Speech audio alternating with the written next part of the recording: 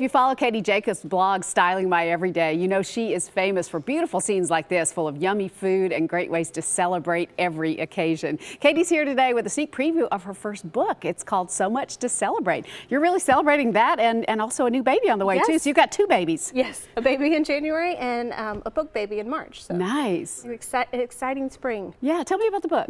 Yes, it is a entertaining cookbook, all about celebrating the ones you love.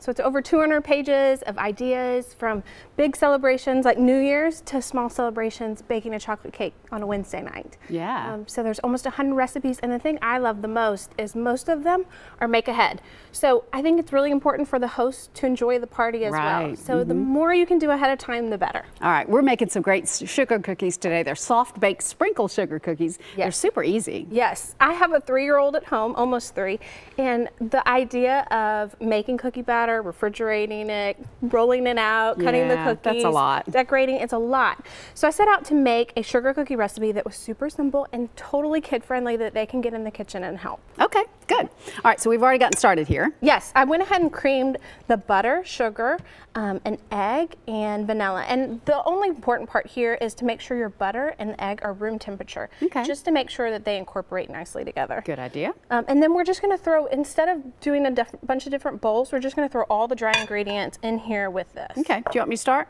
Yes. All right. So baking powder, baking soda, salt. And then the one thing you might not have in your pantry is cream of tartar. And it's just an acid that reacts with the baking soda that creates carbon dioxide. Just a little scientific. Right. But it's basically what yeast does to bread. So it makes that fluffy, soft, really soft cookie. Oh, that'll be yummy. All right. And then you're going to add your flour once everything's all incorporated. Tell you what, why don't we move on to the one you've already got done, because I want people to see how we're decorating these as well. They're so cute. Right. So we're just skipping ahead to adding the flour. This is just the cookie dough, and there's no need to refrigerate it overnight. You can definitely bake it right as. All right, ready to add? Yes. This is the fun part for the kids. They get to put in any sprinkles they want. Okay. You just want about a ½ cup of sprinkles. And we're doing red and green today for Christmas, but blue and white would be adorable for Hanukkah. Yeah. And then my daughter, of course, loves rainbow sprinkles. Oh, that would be so fun. Or you could do team colors, you know. Yeah, absolutely. I mean, there's so much you could do with this. Yes. So you're going to get that all incorporated, just scoop them out, and then you're sprinkling a little extra on top. Just a little bit on top. Yep. Nice. And we're using a cookie scoop, a ½ inch cookie scoop, just to get them all about the same size. That's great. And then we've got the finished ones over there, and you've kind of set up a dessert bar. Yes, I'm hosting Christmas Eve dinner this year. So for all the little ones, I thought it would be fun to have just a dessert table just for them. Nice, with candy and all kinds of fun things. Right? Yeah. And if you don't have a tiered stand like this, you can just do cake stands and do your own thing. I love it. What a cute idea. And that's what you'll find in Katie's book. It's called So Much to Celebrate, Entertaining the Ones You Love the Whole Year Through. It comes out in March. You can go to our website, newschannel5.com, to find a link to pre-order the book, or you can go directly to Katie's website. It is stylingmyeveryday.com. Thanks so much. Thank you. Have you ever been given a gift almost too pretty to open? Personally, me, no. Trace Barnett from the Bitter Socialite has a few of those here. He's going to show us some creative ways to wrap gifts. And they always look nice and pretty under the tree, but good to have you with us today. Good to have you. Have you got all your wrapping done for Christmas? I'm still working on it. Well, you're in business today because you're going to give some of those beautiful gifts. Okay, all so right. We're utilizing, if you have some newspapers, some tinfoil, and some craft or butcher paper in your cabinet, you are all set for wrapping paper. There's no need to go out and buy any. And I love to incorporate these household items. It reduces cost. You already have them on hand. It's a time saver too. Okay. So we're going to start with the butcher paper, and this is just plain butcher paper or craft paper. And your paper thickness is going to, if you like a thick wrapping paper or a thin wrapping paper, go ahead and make that decision. And you were saying to you can grab a big roll of this for like $5. Okay. Yeah, and it's enough to wrap around the whole world, so it's going to be on hand for a while. So what I love to do is you can use any kind of acrylic paint and just take a napkin. I love to use a napkin or a paper towel because it's really easy to crumble. Okay. And again, it's not a paintbrush that you're going to have to wash. You can toss this in the trash. So go ahead, go directly into your paint, and of course put this on a paper plate or an easel. Okay. And then I love to just go in and do this abstract look to this. And the coating is also going to vary on your taste. I love to kind of start out and then fan out so it kind of has an ombre look to it. And again, any kind of color scheme, it's going to match that. So another thing I love to do is to use spray paint. nothing like the smell of spray paint in the morning. So take your spray paint and in a well-ventilated area, we're not going to do it today so we don't get it all over everything. All right. Spray your napkin or paper towel and then go directly into that also, and it's going to create this iridescent look. You can either add the paint or you can skip the paint altogether and just do the iridescence. Another fun thing you could do is if you have live evergreen cuttings from your Christmas tree or in your decor, spray those with a heavy coat of spray paint and then stick those directly on the paper and you're good to go. Once you've got your paper, all you need to do is create some embellishments, and this could vary from anything from tinfoil that's rolled up into balls added with a few red berries. It could be old fabric remnants with brooches. It could be any kind of old button. It could even be this corrugated packing paper. As you can see, they create wonderful abstract bows. I usually skip bows because I love a more natural feel. You can use lichens and mosses. You can use faux flowers with berries. Old Christmas tree bulbs, anything you want. The possibilities are endless. All right, fantastic. Some great information there. Now, for more creative gift wrap ideas, we will link you to Trace's website at thebittersocialite.com. Thank you for being with us. Thank you, and Merry Christmas. You too.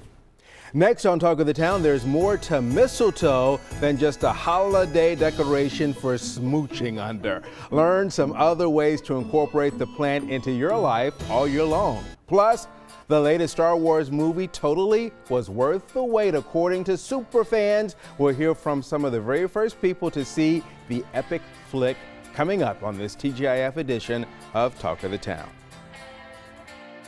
This portion of Talk of the Town is sponsored by Electronic Express.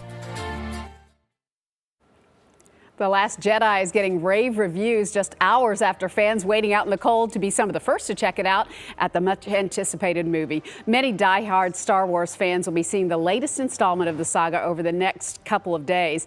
Brooke Silva-Braga caught up with some of them.